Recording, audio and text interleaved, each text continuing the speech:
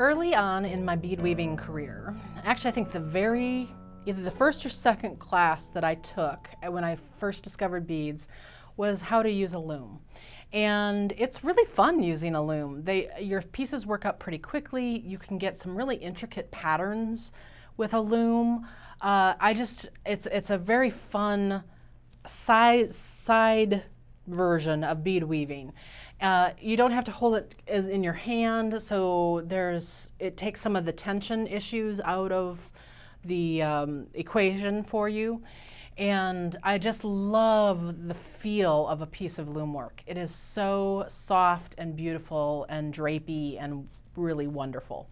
So back when I did that first class, I used a more traditional loom where when you take it off of the loom, what you end up having to do is, what you end up with is something that has all these little tails here. See all these little tails? Well, you would also have them on this end too. And what you had to do was weave in each one of these little tails back into your beads to finish it off. Either that, or there's an alternate method of finishing it off, which is you back your loom work, and like with a piece of ultra suede or something like that, a piece of leather. And if you do that, what you can do is hide these in between your loom work and the ultra suede. And I will do a video on how to show you how to do that. That will be coming up in the future here. So that's the downside of looming, and that is one of the reasons why I've stepped away from looming for a long time, is because this was always such a nightmare. So I had lots of pieces that looked like this because I never finished them off. Well, I recently got introduced to the Ricks loom, which is what I have here for you. It is made by a guy who has figured out how to make this work where you're only going to have about 4 threads to weave in at the end. Hello, I'm totally on board, right?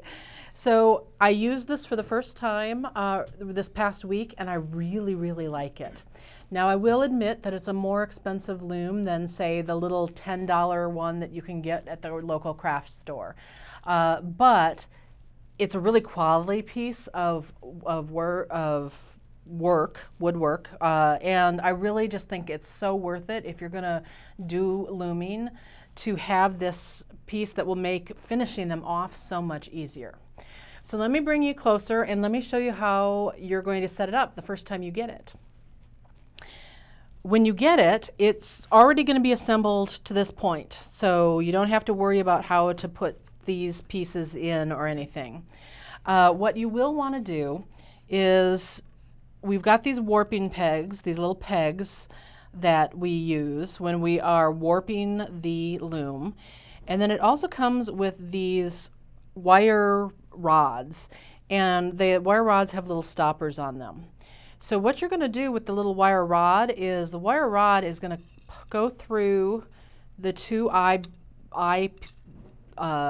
screws right here on this and here. So you're going to have one on either side, like so. And then you're just going to take the other stopper, and put it on, and there we go, cinch it up nice and tight so that now won't move around on you. And you're going to do the same thing right here. Whoop. There we go, like so. Okay. The other adjustment that we need to make is, you have these wing nuts. You have a wing nut here, and then you also have a wing nut on the back side here too. What this does is allows this piece to move back and forth on this, basically a big, huge, long screw. And so this is how you're going to set the width of your piece. So you're going to want to take your measuring tape, and say, in this case, I want to make a 3-inch Barbie bracelet. Well, here I am. You want to include the width of the bar. So I've got it measured at 3 inches here. You can see that I need to move it back just about 1/8 of an inch right here. So we just need to cinch it back just a smidge. So I'm just going to scooch it back just a little bit. Let's remeasure. So this is one thing you do need to know, the width of the piece, or I'm sorry, not the width, the length of the piece that you're making. So now I'm dead on 3 inches. So that's perfect. So now I don't want this to move, right? Because now I've got the exact width that I want. Sorry, length. Why do I keep saying that? Length that I want. So what I'm going to do is I'm going to tighten this up. Oop, go the opposite way. Here. So it comes up right against this piece of wood here.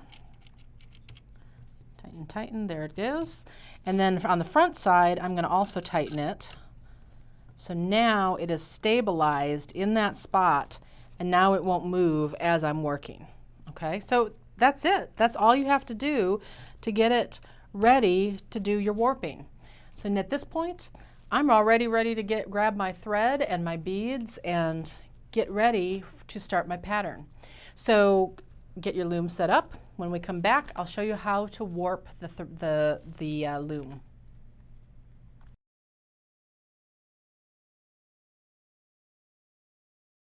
When I'm doing loom work, I actually like to use thread for loom work. Thread makes a really soft, drapey fabric. Having said that, though, I know that a lot of you guys, over the years, we've taught you guys to not want to use thread, and most have converted many people to Fireline.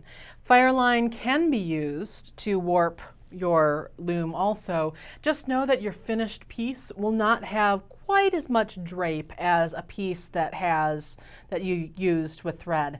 So honestly, what I would suggest is do a piece with Fireline, do a piece with thread, feel the difference, and decide for yourself whether you like it or not working with the Fireline. I mean, obviously the upside of using the Fireline is that it's waterproof. So it's up to you whether the loss of some of the flexibility is worth the waterproofness of it. So I'm going to use thread, but like I said, you can certainly use Fireline also. I would use either the 4 or the 6 pound Fireline. I would not go any higher than that. Okay, so my thread of choice is 1G. It's what we carry in our store online. And we sell 1G 2 different ways. One is, actually I'll have you come closer so that you can see this. This is a little spool of thread. It is 50 yards. So these are the small ones. It comes in about 24 different colors. We're carrying about 12 right now. It also comes in what they call reels. So this is a great big 250 yard reel. So if you use a lot of it, you can buy the larger size. And it's a good investment if you do end up using thread, especially if you're going to be using thread in your loom pieces. So I'm going to use this gray thread in the reel. One of the things is your thread is going to have to be able to fit underneath the bars here. So the reel is a little bit more difficult to maneuver, but it works. If you're using Fireline, you can get the 50 yard spool underneath here. If you are using the 125 yard spool or a bigger spool, you may have to figure out how much of that you're going to need and cut that off to do your warping here, just so you know. Okay, so here's I don't have to take this off the spool. What I'm going to do is take one of these little pegs, and there's a little slot right in the end here, and it goes all the way down this peg. So the first thing I'm going to do is I'm going to bring this thread through the slot, okay, and then I'm going to wrap the thread around the peg a couple times, and then I'm going to take that thread again through that slot. So now that's nice and secure on the peg. On your loom, you have these holes. And so the holes are where you're going to insert the peg. I like to insert this in the second hole in when I'm doing the warping. And you want to insert that nice and tight. Then we're going to just travel back and forth over these bars here. And so in my case, the pattern that I'm going to use is going to be 8 beads wide which means I need 9 threads. We need 1 extra for the outside edge. So however many beads wide it is, you're going to need 1 additional thread. So I'm going to start out by going over. Let's see here, is that going over? Yes, over and then under. So that's 1 and 2, and then 3 and 4. I don't want these to cross over as I'm doing this. And then 5. You can see where this would be easier if I were using the smaller thing. And 6 and 7 and 8. And then 9 means I'm going to finish back here. The other thing is that I want my last one to be over the bar and not under the bar. So this worked out perfectly. I'm going over the bar. This is where I need to end it off. I'm going to cut off a length here for myself because we're going to secure this end the same way that we did the other end.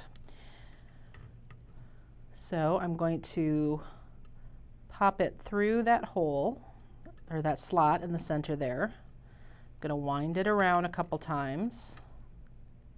I'm going to pop it through that slot again. As soon as I can see the slot, there it is. Okay. There's holes on this side also, so I'm going to insert that peg there. Now, here's the last thing, is I want all of these warp threads to be nice and tight. And they're a little bit loose on this side, like they're sagging a little bit. They're super tight here. The other thing is I want to kind of move these into the actual positions that they're going to be. Like the beads aren't that big, right? So I want to kind of move this in because that will also affect how tight or loose the thread is. So I'm kind of moving it in, moving it in. There we go, that's a little more accurate there. And then the way to adjust the tightness here is we're going to take that peg and you're going to turn it like a dial. And so you can turn it in one direction and it will actually tighten up that thread.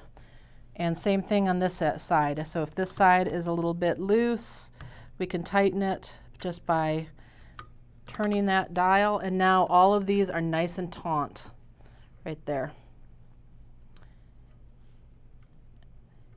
And that is how you warp the thread, you warp the loom. Now we've got to do one other thing, and that's get a length of thread ready to actually start weaving with. So those are the warp threads, the horizontal ones, the vertical ones are the warp threads, and weft threads are the ones that go back and forth. You can just think of it as the weaving threads. So for that one, you're just going to pull off a length of thread that you're comfortable working with. You can wax this if you like. You can stretch this thread. So depending on what thread you're using, you may need to do the pre-stretching, and that's what I'm doing here. I'm just taking segments between my 2 hands and just tightening. You can see me kind of tightening and loosening and tightening and loosening. The point of this is that you want to get any of that stretch out before you start working, as much as possible. The other thing it does is any curling that's in your thread, which gets more severe as you're getting down closer to the center of the spool of a thread, that will help get the curling out, meaning that it won't, it will not knot up nearly as badly. Okay, so I have here a loom needle, meaning it's an extra long needle. Depending on how wide of a piece you're doing, like this piece, my Barbie bracelet is really small, so I could get away with just a regular old needle to work with. The other question that I'm anticipating is, can I use a big eye needle? And the answer is absolutely. You can use a big eye needle. Here's the big 5-inch one, and here is the 2 and a quarter inch one. The downside of using the big eye needle is that the point at which the thread comes across the needle inside, it will chew up the thread. And so you just have to be careful to make sure that you don't weave in that chewed up segment of your thread into the piece, because it's going to be all frayed and everything, and it will not be as strong. So if you have big eye needles, yes, you can use them, but you also can use a loom needle, and it works really nicely because that has a regular eye on it. It just happens to be an extra long needle. So let me show you here how you're going to attach this to your loom. We're going to do it the same way with the peg. So here I am taking one end, and I am putting it down the slot, around the peg a couple of times, back through the slot. This time I'm going to put this in the last hole, the outside edge hole, right like that. And now I can take my loom needle and thread my loom needle on here. But before I do that, I'm going to do one last thing, and this is just a personal tip. When you go to add the first row of beads, they want to slide all the way down to the peg when you're working with it. So I'm going to take just a bead of a different color. I'm just adding a stopper bead to my thread.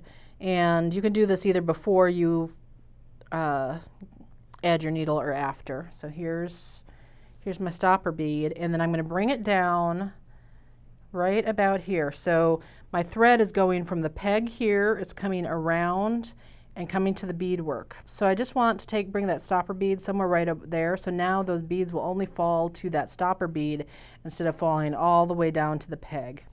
It's just a little tip that helped me, and then once we take the piece off the loom, you'll just pull that stopper bead off. It's really super easy. So go ahead and work on getting your piece all warped up, and when we come back, let's start adding beads.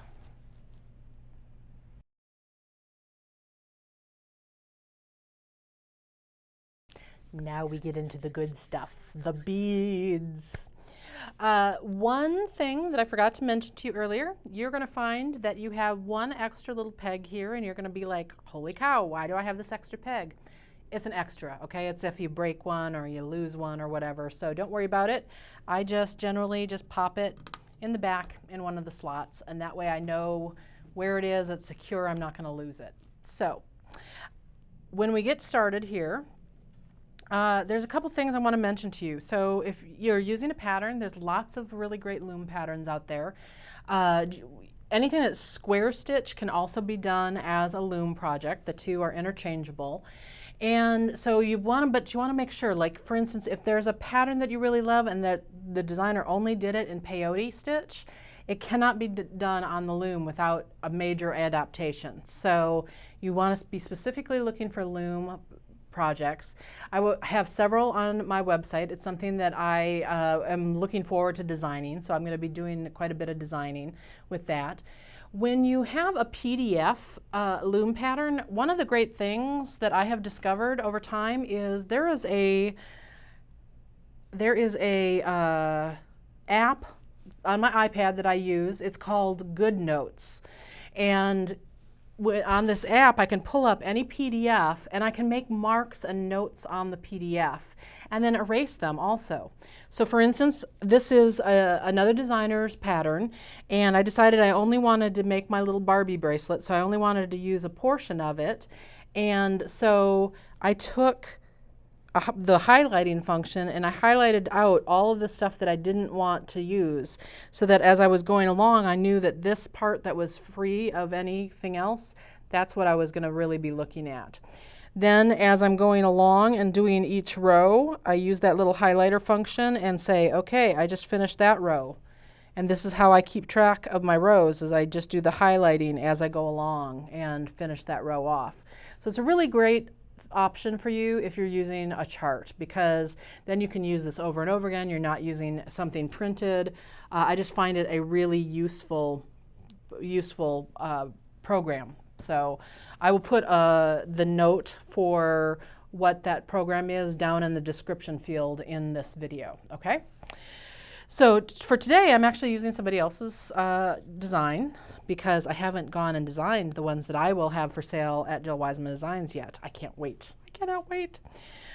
and it's 8 beads wide. So I'm going to pick up the first 8 beads. So the first row, you're going to pick them all up at once.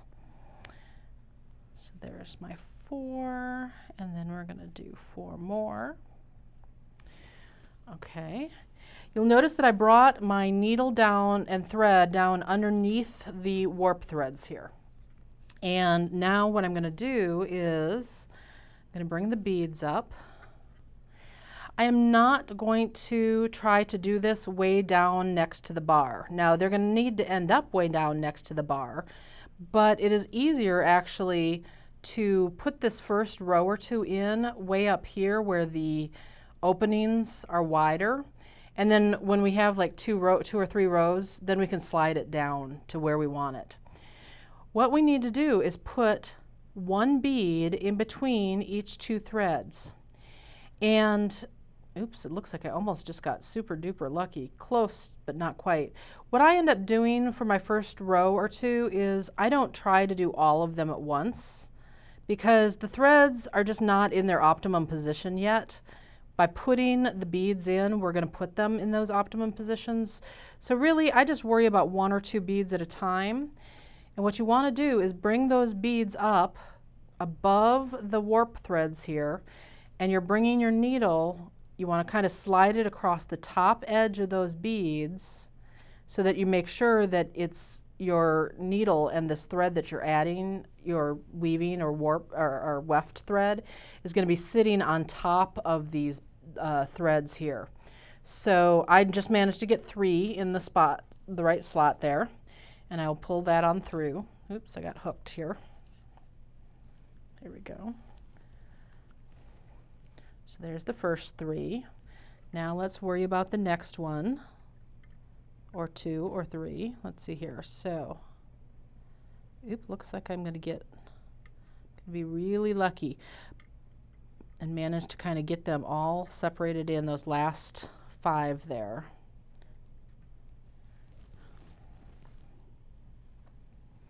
Like so.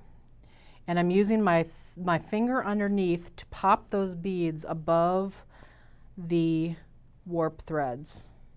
So I'm kind of holding them up, and then I'm going through those last beads there. So that right there is one of the hardest parts of the whole looming process, is getting that first row done. And now that I have all the beads there, now I'm going to go ahead and tighten this up nice and tight, like so. And now you can see what a difference it is. The threads have an entire bead worth of space in between them, meaning that our next row is going to be so much easier. So I'm going to bring down the thread underneath here, pick up the next row of beads.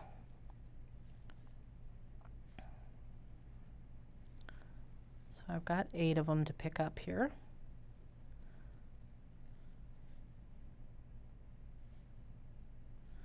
Okay. I'm bringing those beads in. I usually actually put my needle down when I'm doing this part, and I just bring them right in over here.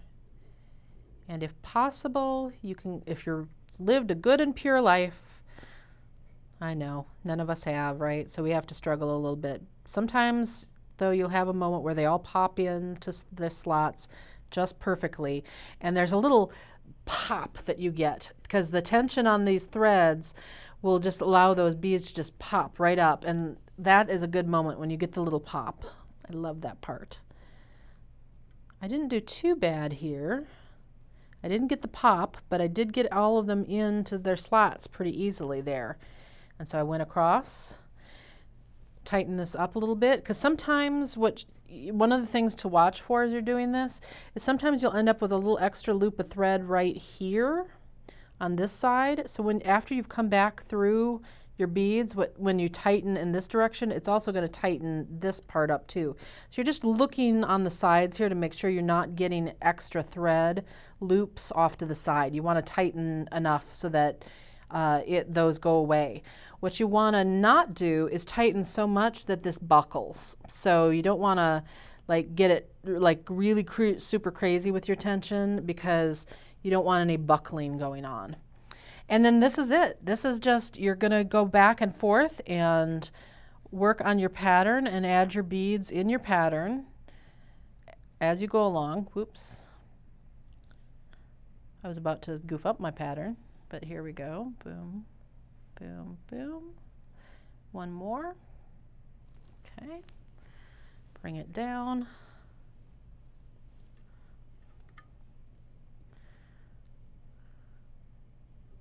Try to get them in their slots. Sometimes you kind of got to wiggle them. You can turn them a little bit. That will kind of get them into the slot. And you'll feel it when they're all up, sitting nicely above these warp threads here. And bring that across. All right, and that's it. So you're just going to keep going. And so here I've got 3 rows. This is a good point at which to shimmy this down to the end of the bar here, and I want to get that as tight to the bar as I can. Okay, and then you're just going to keep going until you get really close to the top here. And when you get to that point, come back, because that last row or 2 is a little tricky. So I will show you how to make that last row or 2 happen the easiest way we can.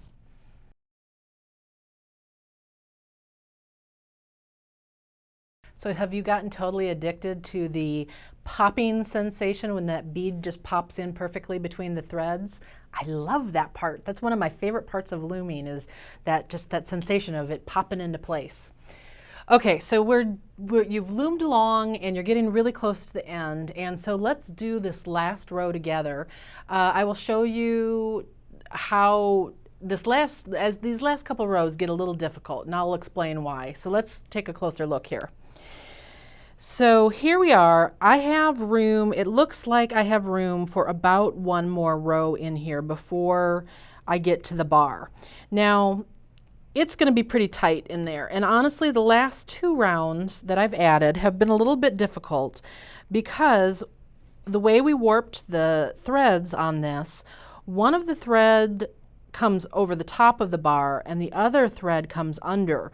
So when you're trying to take your loom needle back through the beads and making sure that you're catching that thread in there, the ones below don't want to come up to the same level as the thread up high.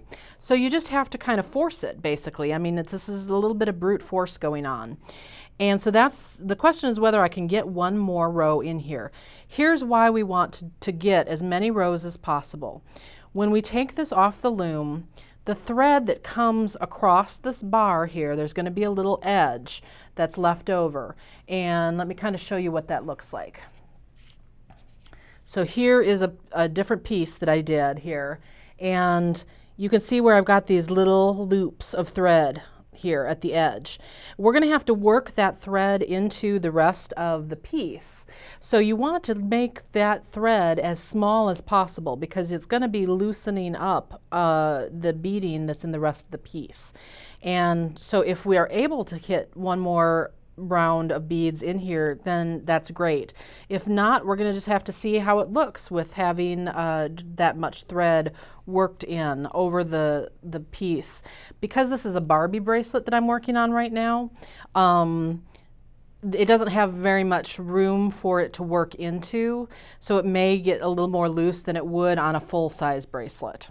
So with all of that being said, let's go ahead and work through this and see if we can get this last line in here. What I discovered as I was doing these last couple of rounds is what helped me was actually coming in with my finger on the back side here. And then the other thing that I was doing is I am attaching, I'm only worrying about 1 bead at a time. So your first bead's going to be pretty easy to get in there. You need it to come over the thread through the bead, okay? So now the next thread, you have to kind of pull this back and see there's 1 below and there's 1 on top. There we go. So now I've got that bead in between those 2 threads and I am pulling that needle through it, okay? And if you want to, you can even just pull and tighten all this, okay? Then here we go, here's the next one. You kind of have to poke it up. So notice that I'm not worrying about my tension over here. I'll tighten it all up at the end. So there's that one poked up into its slot. So one at a time is the way to go here. Okay, move the next bead over. The next slot is right here. I'm kind of using my needle to open up the slot a little bit so that I can get that bead poked on up in there. There we go. Poke up all the way, buddy. There. So you can see this last one's just fiddly on this loom. But the trade-off is that you do not have to weave in all those ends. And honestly, I would much rather fiddle with this for a couple minutes than spend an hour or more weaving in ends. Okay, so here's our next one.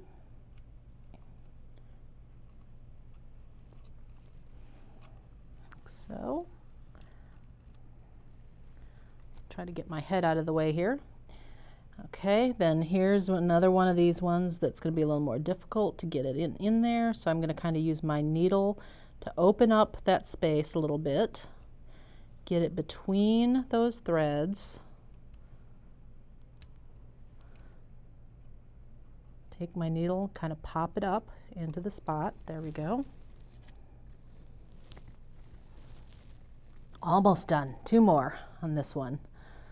Okay, this next one is one of the easy ones because it's got a nice big slot to pop up into, like so. All right, and then this is the last one. And again, it's one of those smaller slots, so I'm kind of widening it out with my needle, getting that bead popped up in there. There we go.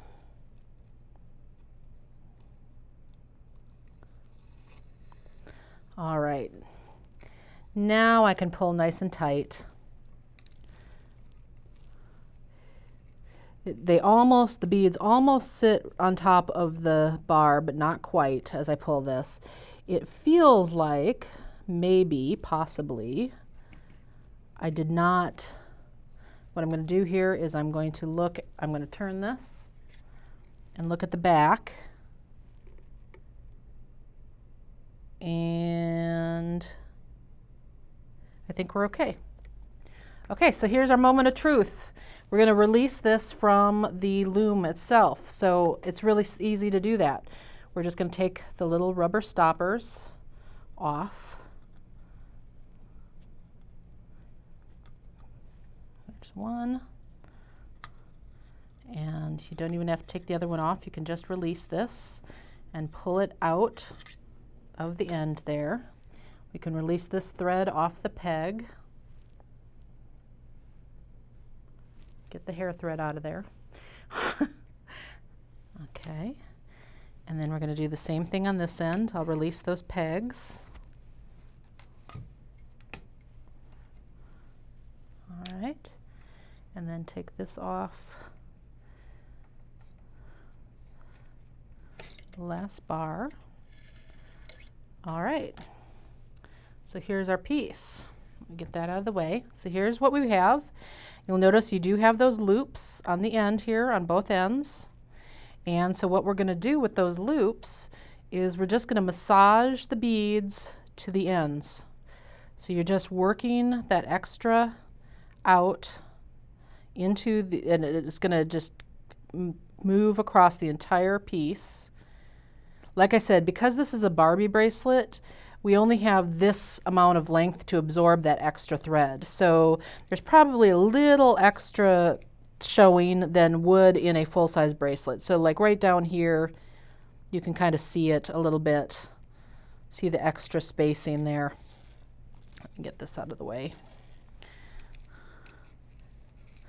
But there you go. And now the only threads that we have to weave in are this one on this end, and then the two down here at the beginning end. 4 threads, bracelet. So much easier. So let's get you ready. Go ahead and finish off your last couple rows. Take it off the loom, and then when we come back, I'm going to show you how to weave those threads in and what your clasp options are.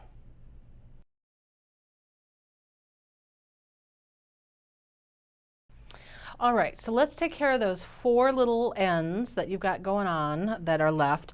If you've worked on a longer piece that's especially wide, you may have a couple of extra ends if you had to add additional thread, but still, it's definitely not this that you have to deal with. And let's face it, nobody wants to deal with this hairy monster and having to weave in every single one of those ends. So let me bring it down to the beads here. Here's the end. This is the little stopper bead that I had added just as a functional thing at the very beginning. So we can get rid of that little stopper bead. I'm just going to pull it off. I have already threaded a needle onto the other end that's down here. And just like ending off anything else in bead weaving, you're just going to weave back and forth through the beads and change directions a couple times. If you would like to add some knots along the way, you can do that. You might want to know how you're going to attach a clasp before you do that, because for instance, if you're going to attach a bead woven clasp, you wouldn't want to really put any knots right in this outside, say these last 2 rows here, because you're going to have to get back in there all those beads to add your clasp. So I will show you a different kind of clasp where that wouldn't be an issue for you. So I'm going to have that option for you too.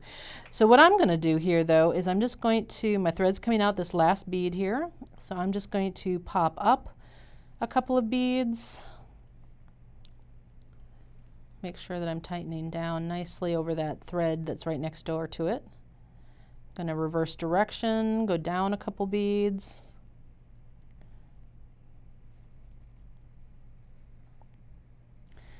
Reverse direction, go up a couple beads. And then just for extra security, I'm going to double back on some of the beads that I'd already gone through with this extra thread. Pass through a couple of them. I find that my cut, it sucks back into the bead better. If I cut it not at the outside edge, I'd prefer to cut it, say 1 bead in. So I'm only going to pass through 2 beads this time, so that there's the last of my thread right there. And now I can just come in either with my thread burner or my scissors and cut that off. And so there's one end, woven end, taken care of. And so you would just do your others the same way. Now, because this is loom woven, you can probably end this thread off actually through those same beads without running into a problem with the holes being blocked up. But your other option would be to, on this first pass, say go all the way over to this side of the bracelet and then weave back and forth through the beads on this side. And that way you wouldn't run into any trouble at all with bead holes getting blocked up with thread. You'll repeat the same thing on this side with any other of your threads. Now here's the thing. So for your clasp, if you're going to do a bead woven clasp, you're going to want to, if you've got something that's this skinny, you're going to want to kind of center that clasp right off maybe the center 2 beads. And then just the way that I attach any clasp, I would come out, pick up 3, actually I'd pick up 5 beads, and then pass through 2 holes on the diagonal through a peyote tube toggle.